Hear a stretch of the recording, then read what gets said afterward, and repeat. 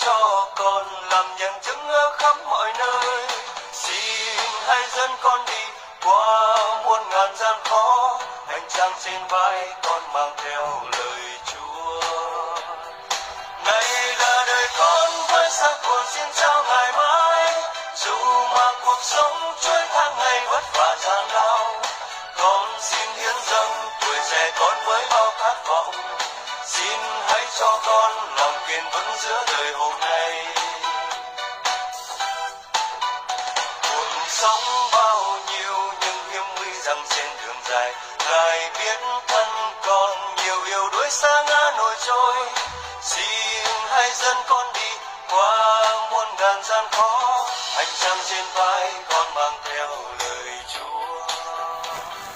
Này là đời con với xác hồn xin trao ngày mai, dù mà cuộc sống trôi tháng ngày vất vả gian lao. Con xin hiến dâng tuổi trẻ con với bao khát vọng, xin hãy cho con lòng kiên vững giữa đời hôm nay.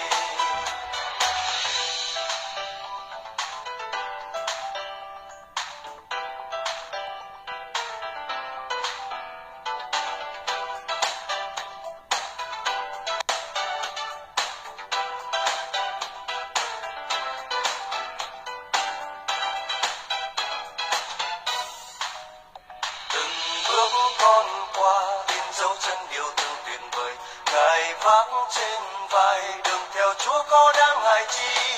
Xin hãy dẫn con đi qua muôn ngàn gian khó, hành trang trên vai con mang theo lời Chúa.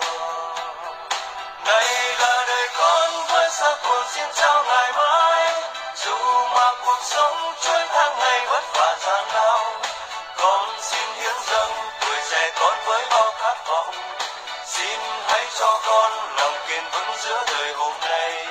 Này là đời con với xác hồn xin trao ngày mai, dù mà cuộc sống trôi tháng ngày vất vả gian lao. Con xin hiến dâng tuổi trẻ con với bao khát vọng, xin hãy cho con lòng kiên vững. Này là đời con với xác hồn xin trao ngày mai, dù mà cuộc sống trôi tháng ngày vất vả gian lao. Con xin hiến dâng tuổi trẻ con với bao khát vọng, xin hãy cho con lòng kiên vững giữa đời hôm nay. Con xin hiến dâng tuổi trẻ con với bao khát vọng, xin hãy cho con lòng kiên vững giữa đời hôm nay.